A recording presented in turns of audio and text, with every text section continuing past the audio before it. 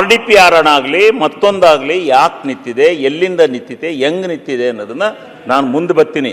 ಈಗ ನಾನು ಹೊಂಟಿರೋದು ಸಮಗ್ರವಾಗಿರ್ತಕ್ಕಂಥ ಶಿವಲಿಂಗ ಅವ್ರ ಮಾತು ಯಾರು ಮಾಡಬೇಡಿ. ನಮ್ಮ ಸಮಗ್ರವಾಗಿರ್ತಕ್ಕಂಥ ಉತ್ತರ ಕರ್ನಾಟಕದನ್ನ ಹೆಂಗೆ ಅಭಿವೃದ್ಧಿ ಪಡಿಸ್ಬೇಕು ಅಂತ ಹೇಳಿ ನಾನು ಸಲಹೆ ಸೂಚನೆ ಕೊಡ್ತಾ ಇದ್ದೀನಿ.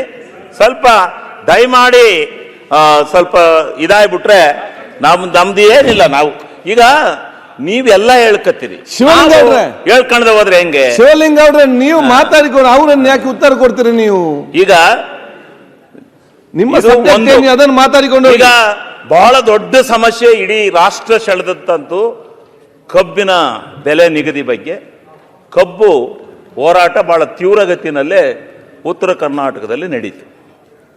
ಕಬ್ಬಿನ ರೈತರು ನಮಗೆ ಬೆಂಬಲ ಬೆಲೆಯನ್ನು ಕೊಡಿ, ನಮಗೆ ನ್ಯಾಯಯುತವಾದಂಥ ಬೆಲೆ ಕೊಡಿ, ನಮ್ಮ ಹೋರಾಟ ಅಂತೇಳಿ ಬಹಳ ದೊಡ್ಡ ಪ್ರಮಾಣದ ಹೋರಾಟ ನಡೀತು.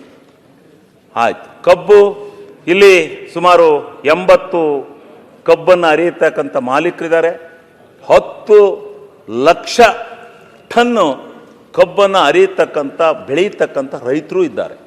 ಅವರ ಜೀವನಾಡಿ, ಅವರ ವಾಣಿಜ್ಯ ಬೆಳೆ.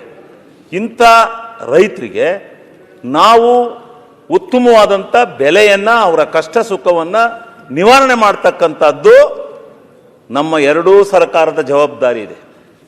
ಕೇಂದ್ರ ಮತ್ತು ರಾಜ್ಯ ಸರ್ಕಾರಗಳೆರಡೂ ಸೇರಿ ಈ ಸಮಸ್ಯೆಗಳನ್ನು ಬಗೆಹರಿಸಬೇಕು. ಬಗೆಹರಿಸ್ತಕ್ಕಂಥ ನಿಟ್ಟಿನಲ್ಲಿ ಏನು ಮಾಡಬೇಕು? ಪ್ರಾಮಾಣಿಕವಾದಂಥ ಪ್ರಯತ್ನ ಆಗಬೇಕು. ಇವತ್ತು ಏನಾಗಿದೆ ಈ ವ್ಯವಸ್ಥೆ ಒಳಗಡೆ,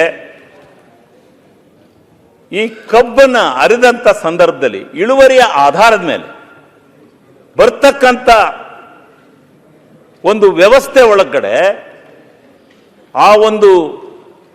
ಆ ಎಥನಾಲ್ ಏನ್ಗೆ ನಾವೇನು ಎಥನಾಲ್ ಎಲ್ಲ ಹೋದ್ರು, ಆ ಎಥನಾಲ್ ಎಲ್ಲ ನಾನು ಅವ್ರ ಯಾರು ತಿಳ್ಕೊಂಡಿದ್ದೀನಿ, ಎಥಿನಾಲ್ ಅಲ್ಲಿ ಏನು ಒಂದು ಅದ ಪ್ರಮಾಣ